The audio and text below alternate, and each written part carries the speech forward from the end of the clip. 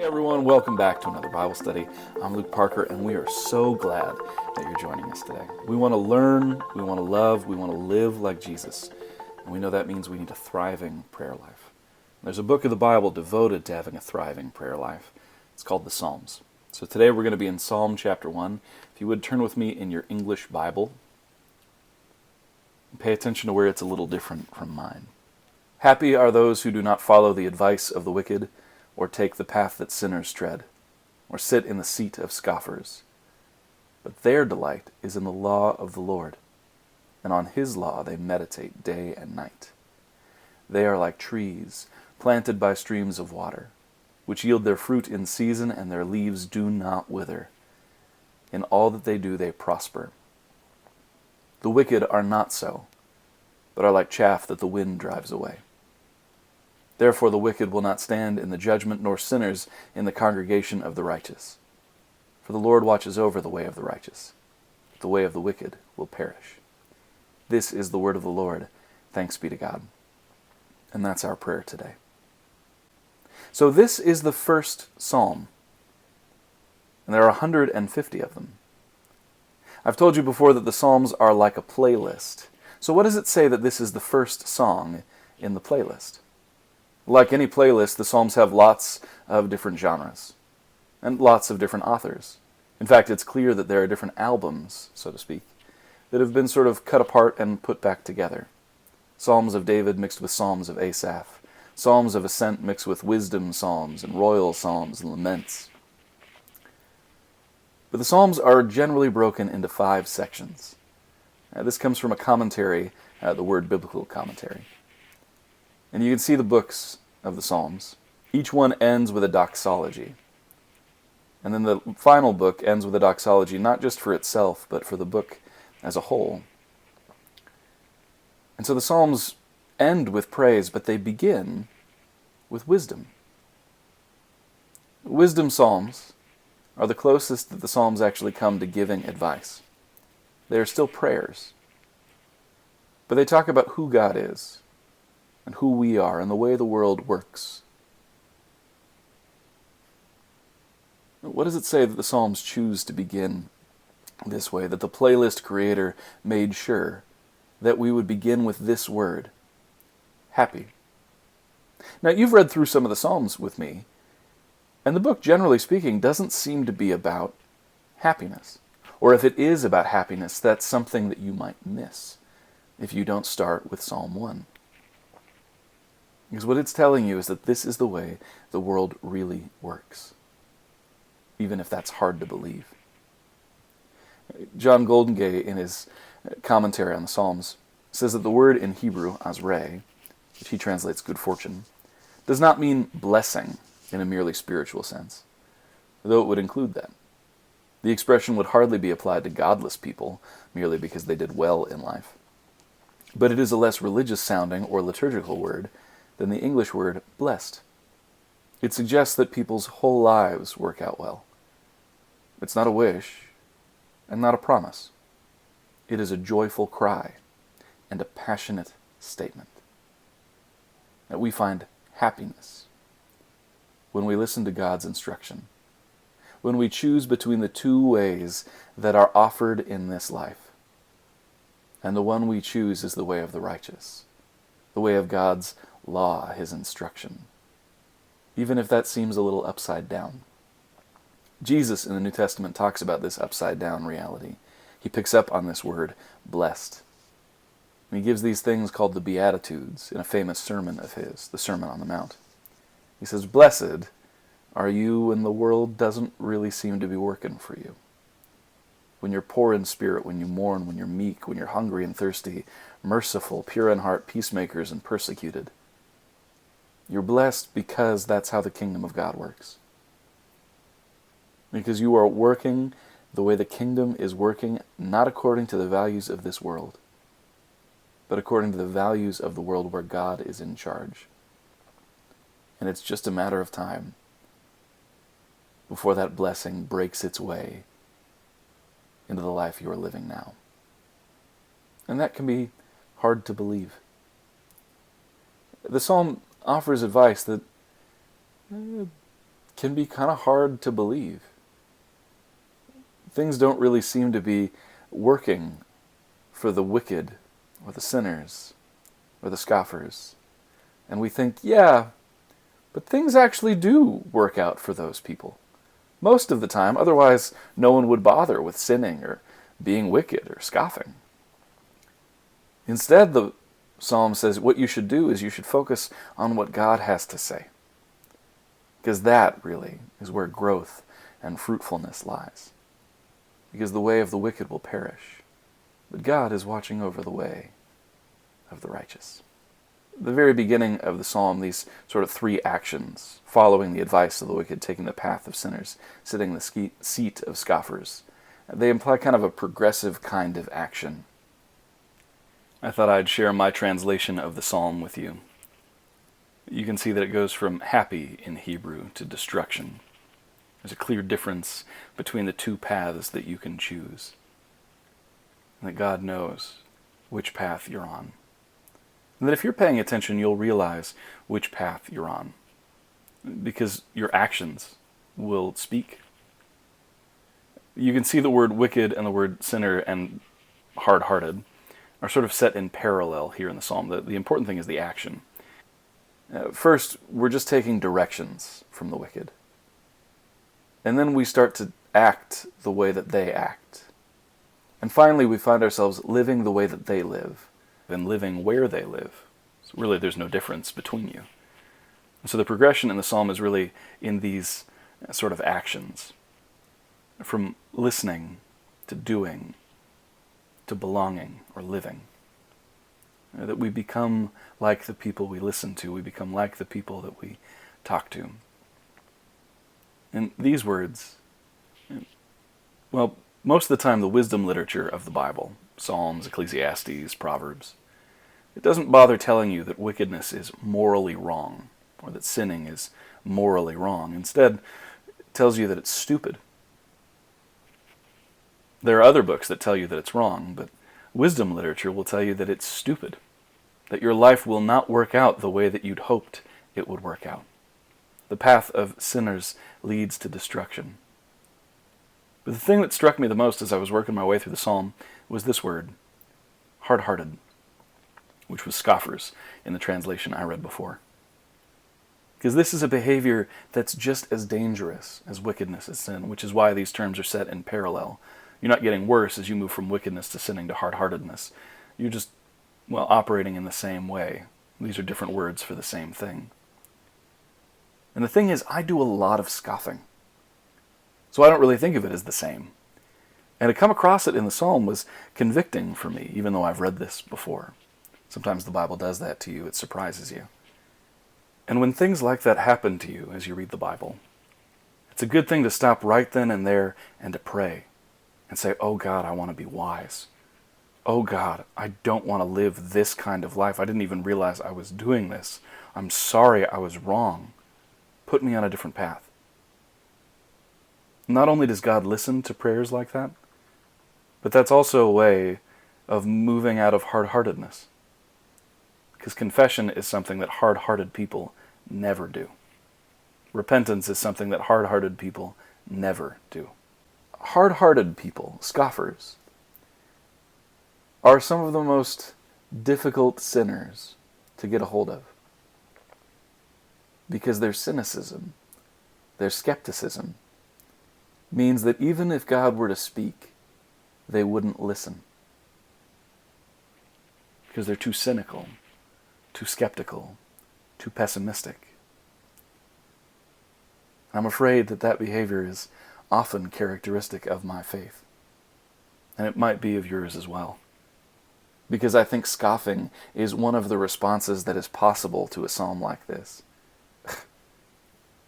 It actually works out really well for wicked and sinners. I don't know what this psalm is talking about. That attitude here is deadly, the psalmist says. You will be missing out on something really key, the instruction of God, the law of the Lord. This is the picture in the book of Psalms that I read to my children. It shows the tree covered in fruit. And of course, my kids pay most of their attention to the butterflies and the fish moving by, because those are dynamic pictures.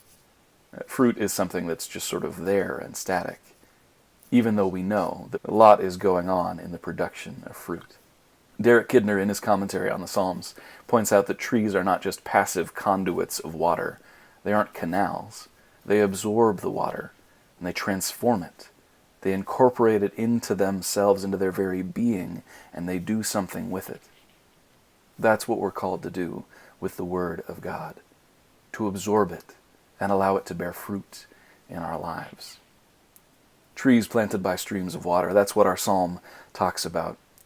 Here is an actual picture of my front yard. I planted 2 trees several years ago, and this one gets the benefit of our flood irrigation.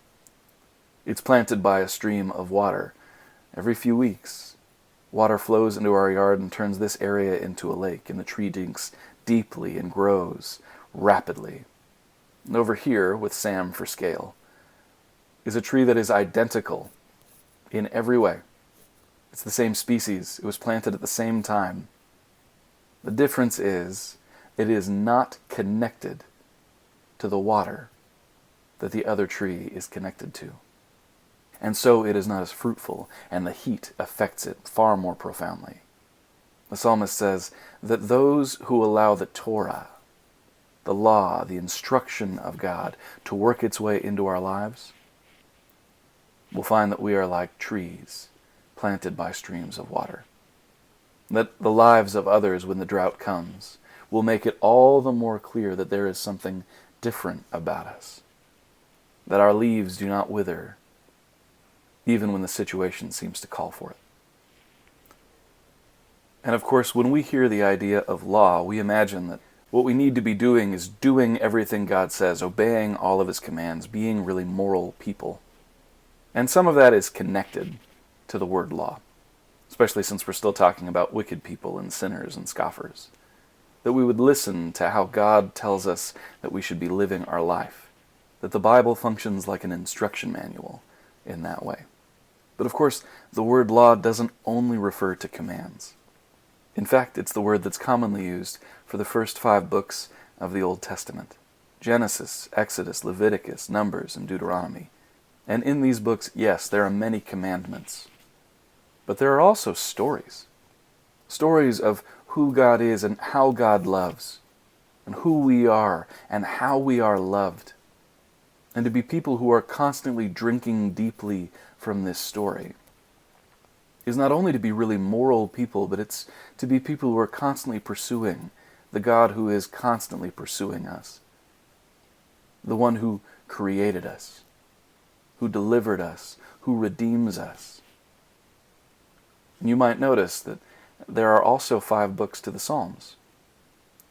There's a real possibility that the playlist writer is picking up on this idea when he says that we should be constantly in touch with the Word of God that is trying to meet its mark the way a javelin meets its mark. That the Psalms are a kind of instruction, like the first 5 books of the Bible, drawing us deeply into a relationship with God, showing us how life works when it's at its best. And we don't want to be the sort of people who ignore that. Not merely because we want to prosper, but also because we don't want to be like the wicked. The wicked who are like chaff. There is no stronger agricultural contrast that you could draw than between trees and chaff. Trees are solid, immovable living things that produce fruit over time. They are changeless. They are constant.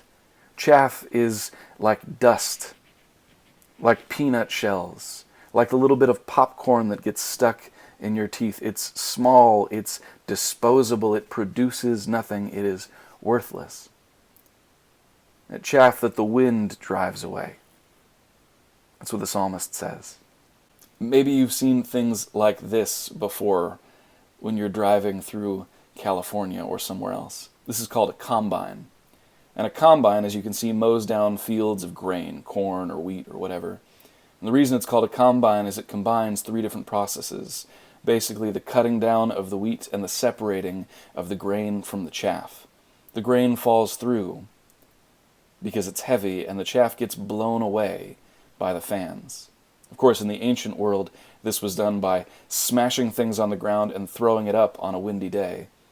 But the grain in a combine is kept safe and sound, while the chaff is pumped out the back, into the field and run over by the tractor, left, really, to fertilize the crops. You can see this all over America, the contrast between chaff and trees, between having a life that is solid and righteous, or a life that is easily blown away.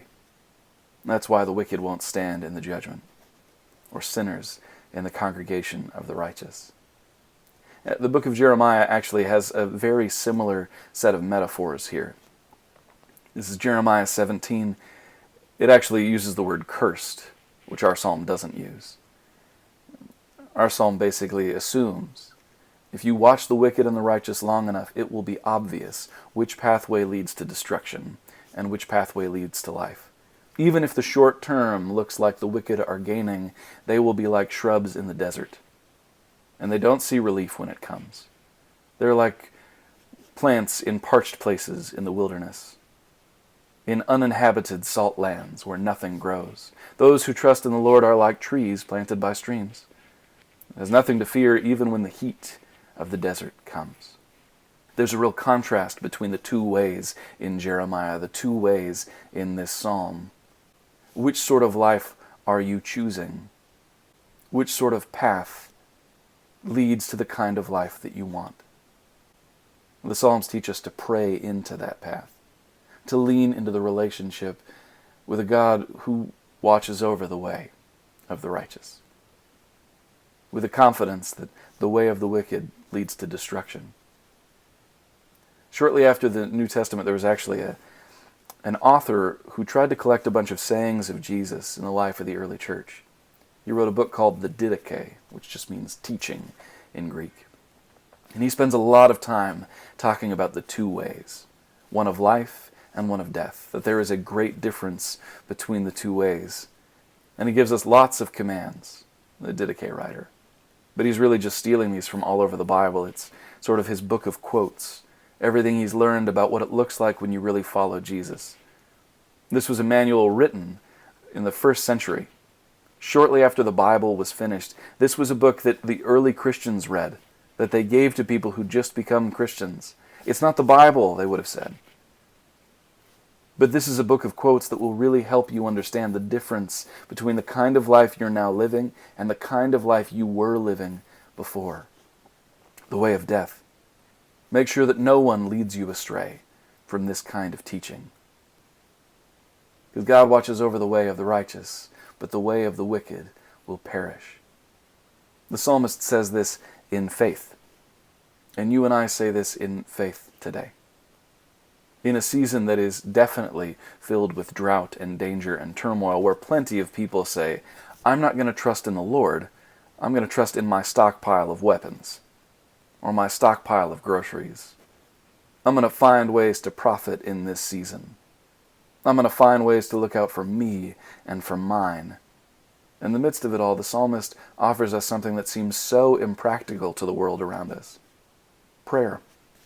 That we would lean into our relationship with the Lord in confidence that this is the way that leads to life, to the kind of happiness that everyone is really looking for, that we have already found it in the God of the universe, and that He is watching over us.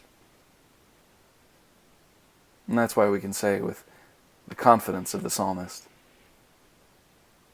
we are happy when we delight in God's law, that we are solid like trees planted by streams of water, absorbing it into our lives and finding it produces fruit in us. That even when it feels like we might wither, we know that God is watching over us. That everything we do will grow and prosper in the long term. And we believe this not just because the psalmist says it, not just because we're praying through it, but because our Lord Jesus Christ promises this to us. Or maybe in the language of John Goldengay, it's not that He promises it to us. It's that He cries out joyfully, this is the way that leads to life. Because we believe life can only be found in the upside-down kingdom, where God is in charge. Well, that's our Bible study for today. It's my hope that in this season you would pray and ask God for wisdom, that you would consistently come back to these words and think about what it says about life and the way it's lived at its best. Think about the trees that you see along the side of the road, especially as we head into summertime. Which ones seem to be thriving and why? And what does that mean for your spiritual life? For a life of prayer that is connected to God's instruction. Words that make their mark on us and produce fruit in us. May the Lord bless you and keep you. May the Lord make his face to shine upon you and be gracious to you. May the Lord lift up his countenance upon you and give you peace, from this day forward and evermore. Amen. These are questions for prayer and reflection.